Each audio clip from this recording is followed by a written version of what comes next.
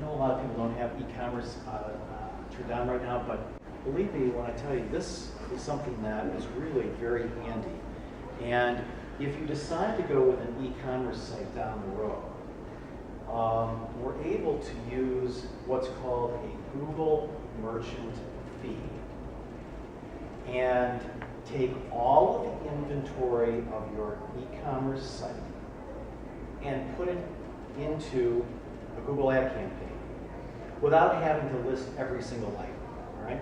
So in this particular case, we have all the products, all right, here, and they're just, you know, when Google sees, you know, honey glazed spiral sliced ham and somebody is searching for that, they may put our client's ad up there, and I'm sure you've seen a page where you have 3 or 4 ads together, and they're each from different companies. One might say Williams-Sonoma, might say Overstock.com. So without really much work on your part at all, you got all of your products online. And then you can set your cost per click bids and do all those things. In addition, what we're doing here is we're taking specific IDs, the products that are the high margin items, and we're bidding more on those items through what's called auto targeting. If you could just go up just a little bit, Dan. See, it says auto targets there, and we've got that highlighted to show you this.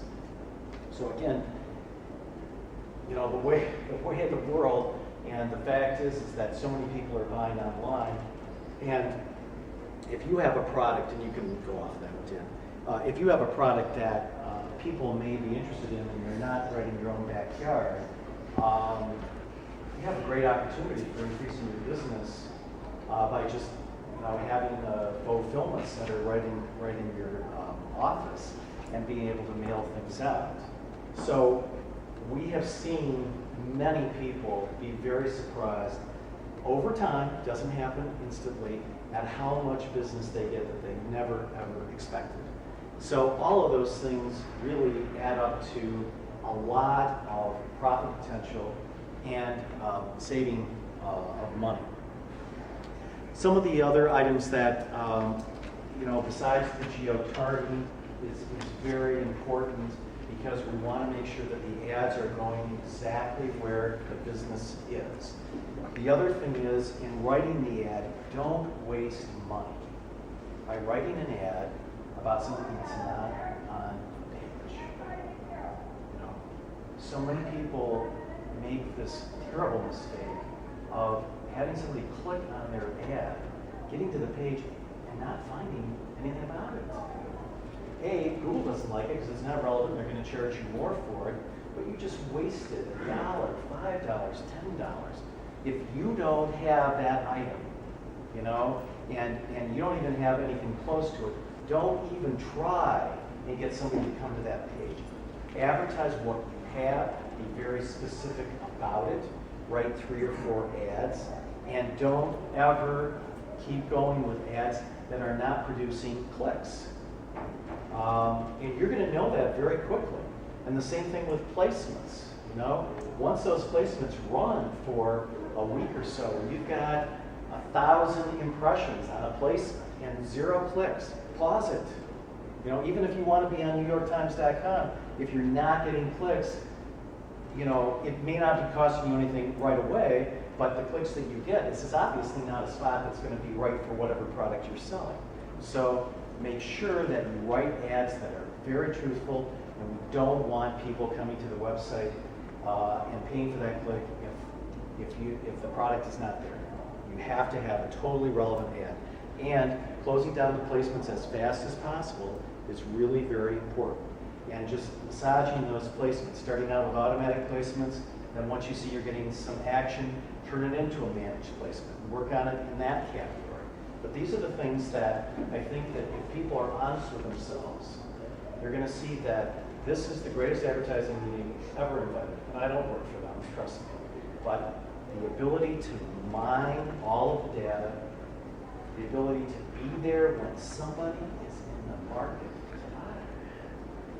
You know, how can you possibly not want to be there when someone's in the market to buy? I can tell you, one of our clients is a moving and storage company. Google is the only game now in cloud. You don't see anybody advertising in news storage and TV. You don't hear radio ads. You don't see ads in the magazine. You don't see ads in the newspaper.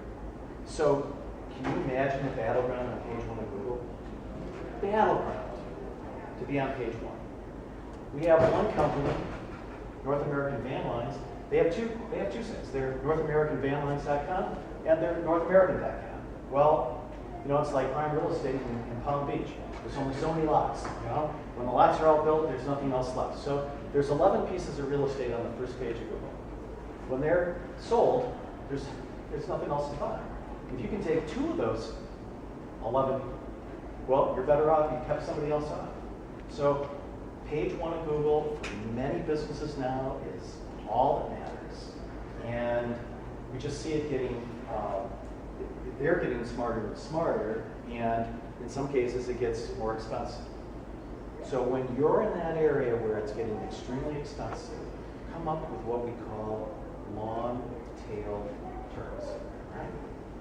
So instead of just long distance moving, let's go to long distance moving Detroit and put it in a phrase match.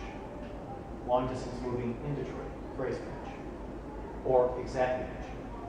So unless those people are searching that exact set of words, it's not going to show up, right? You're not going to get charged for it. But that could put your ad on page 1 of Google at a much lower cost per click because it's a long tail keyword. We see that over and over. We can use that in any circumstance with Google, with Bing, and with Yahoo. There are a lot of bidding opportunities that come up with cost for action, enhanced cost pay per click, all those things. They're ways of saving money, but we thought these would be the simplest to go through and maybe apply to the most.